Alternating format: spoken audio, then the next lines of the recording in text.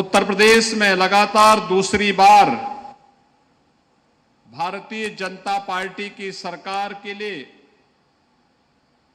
जौनपुर की जनता ने जो समर्थन और आशीर्वाद दिया है उसके प्रति आभार व्यक्त करने और विकास के प्रति आप सबको आश्वस्त करने के लिए ही मैं आज आपके बीच में यहां पर उपस्थित हुआ हूं। आज प्रातः काल ही मैंने जौनपुर में आकर के यहां पर स्वर्गीय उमानाथ सिंह मेडिकल कॉलेज का निरीक्षण किया है। जौनपुर में नवनिर्मित एसटीपी के भी कार्यप्रणाली को नजदीक से देखा है और विकास की प्रक्रिया के साथ तेजी के साथ आगे जुड़ने और साथ ही साथ प्रधानमंत्री जी के आत्मनिर्भर भारत के लक्ष्य को प्राप्त करने की दिशा में किए जाने वाले प्रयास को इस मंच के पीछे लगी हुई प्रदर्शनी के माध्यम से मुझे देखने का अवसर प्राप्त हुआ है। मैं विश्वास के साथ कह सकता हूं कि जौनपुर अब नए भारत के नए उत्तर प्रदेश का विकास की प्रक्रिया के साथ तेजी से आगे बढ़ता हुआ एक जनपद है और बहुत शीघ्र जौनपुर में वे सभी प्रकार की सुविधाएं जौनपुर वासियों को प्राप्त होंगी जिसको लेकर के दशकों से यहां के लोगों को इंतजार था। भाइयों बहनों, विकास आज की आवश्यकता है, लेकिन हम सबको इस बारे में ध्यान रखना होगा कि विकास की योजनाओं के लिए ईमानदारी के साथ वे योजनाएं जिस उद्देश्य से शासन ने दी हैं उसकी धनराशि का उपयोग उस संबंधित कार्य पर हो, इस पर भी उतना ही ध्यान दिए जाने की आवश्यकता है। अन्यथा जिस प्रकार के रैकेट 2017 के पहले प्रदेश के अंदर विकास के कार्यों में घुन की तरह लग करके पूरी व्यवस्था को खोखला बनाने का कार्य कर रहे थे, उसका परिणाम जग जाहिर है और उसकी कीमत पूरे उत्तर प्रदेश वासियों को भुगतना पड़ा था। आज तो उत्तर प्रदेश का कोई नागरिक उत्तर प्रदेश से बाहर कहीं जाता है, सम्मान की दृष्टि से देखा जाता है। 5 साल पहले ऐसी स्थिति नहीं थी। 5 साल पहले जब आप एक यहां के नौजवानों को, यहां के नागरिकों को उत्तर प्रदेश के बाहर कहीं जाने के लिए किसी कार्यवश जाना पड़ता था, उनके सामने पहचान का संकट था, विश्वास का संकट था और उस समय उन लोगों को अपनी पहचान छुपाने के लिए मजबूर होना पड़ता था।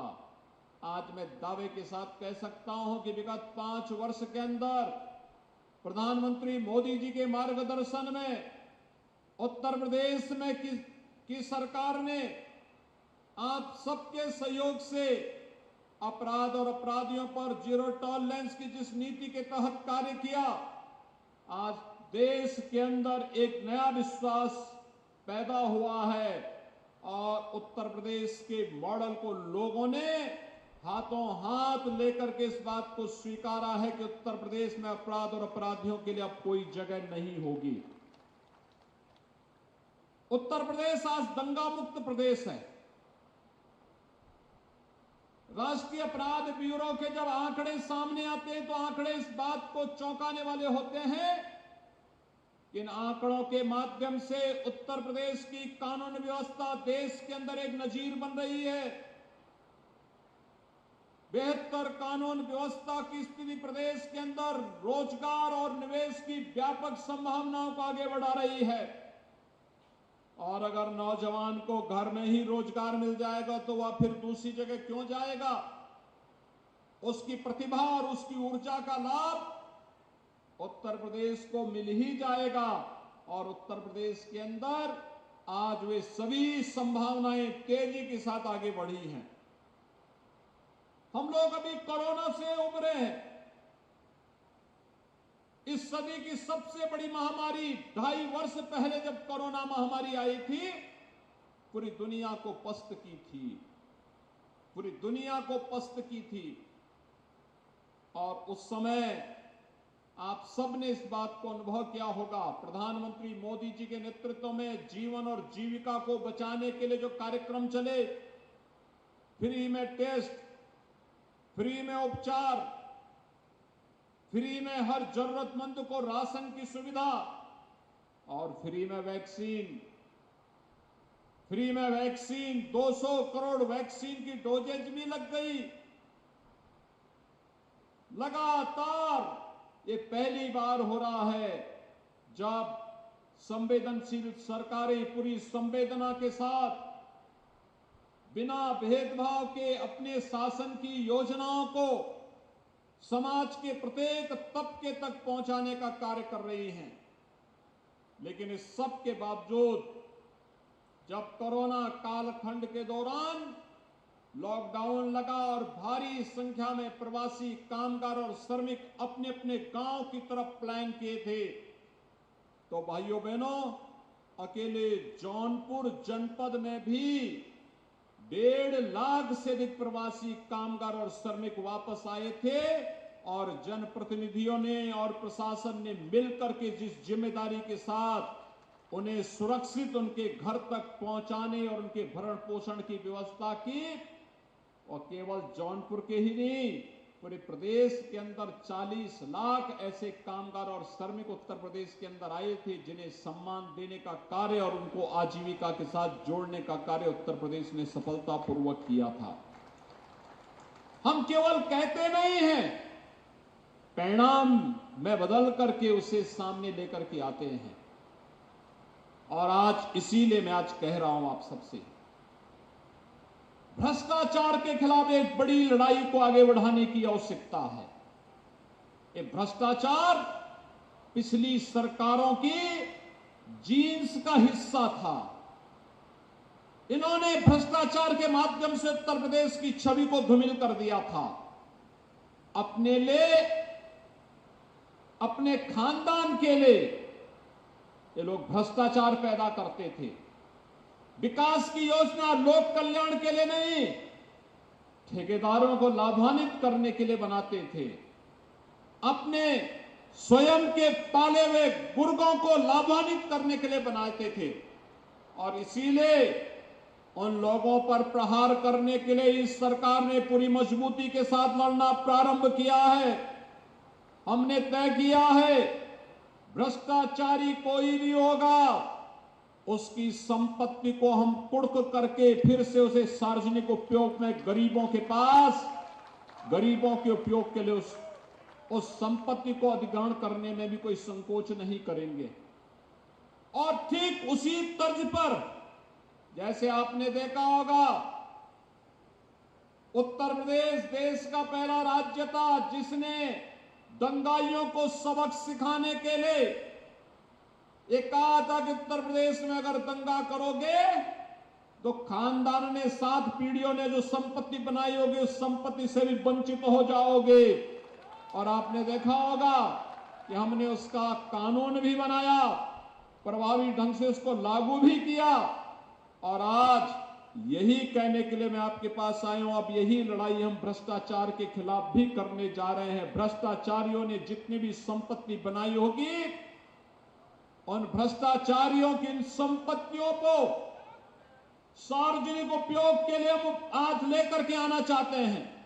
और उसी दृष्टि से एक बड़े अभियान को आगे बढ़ाने की आवश्यकता है। आज प्रदेश तेजी के साथ एक नई अर्थव्यवस्था के रूप में उभर रही है। भाइयों बहनों, आज जो 258 करोड़ रुपए की परियोजनाओं का यहां पर लोकार्पण शिलान्यास हो रहा है, ये विकास की तो परियोजनाएं हैं ही, ये शिक्षा की परियोजनाएं हैं, स्वास्थ्य की हैं, स्पोर्ट्स की हैं, कृषि से संबंधित भी है, ग्रामीण विकास की भी है, पशुधन से भी जुड़ी हुई है, बेसिक शिक्षा है, माध्यमिक शिक्षा है, अलग अलग प्रकार की जो विकास की परियोजनाएं हैं, पेयजल की भी है। इन सभी परियोजनाओं का विकास के साथ तो संबंध है ही, ये एक शासकीय निवेश भी है, नौकरी और रोजगार की संभावना को भी आगे बढ़ाता है। और मैं यही आह्वान आप सबसे कहने के लिए आया हूं। प्रधानमंत्री जी ने 15 अगस्त 2022 को पूरे देशवासियों को जो अपना संबोधन दिया था, उसमें पंच प्रण की बात कही थी। ये पंच प्रण एक विकसित भारत बनाएंगे, गुलामी के अंश को सर्वथा समाप्त करेंगे, अपने कर्तव्यों का पालन करेंगे और विरासत को हर हाल में संरक्षित करेंगे। भाइयों बहनों, ये जो अभियान है, आज आत्मनिर्भर भारत के लक्ष्य को प्राप्त करने की दिशा में एक नए अभियान को आगे बढ़ाने की आवश्यकता है। आत्मनिर्भर भारत के लक्ष्य को तब प्राप्त करने में सफलता प्राप्त हो पाएगी जब आत्मनिर्भर गांव बनेंगे। नमस्कार, मैं हूं मानक गुप्ता। अगर आपको हमारा ये वीडियो पसंद आया हो तो इसे लाइक और शेयर जरूर करें, और हां, हमें सब्सक्राइब और फॉलो करना ना भूलें ताकि आप देश और दुनिया की कोई खबर मिस ना करें। तो जुड़े रहिए हमारे साथ और देखते रहिए न्यूज़ 24।